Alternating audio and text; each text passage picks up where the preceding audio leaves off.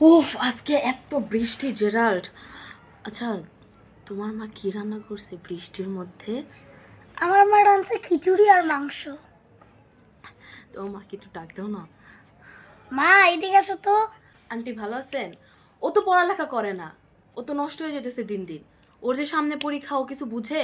কালকে ওকে আমি গরুর গোস্ত আর খিচুড়ি রচনাটা দিছি, ও পড়া করে নাই।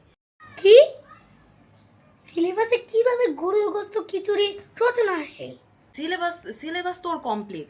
এখন ওকে বিসিএস বানানোর জন্য গরুর গোস্ত আর খিচুড়ি রচনাটা পড়তে দিছি। পরে ফেল করলে কিন্তু আমাকে বলতে পারবেন না।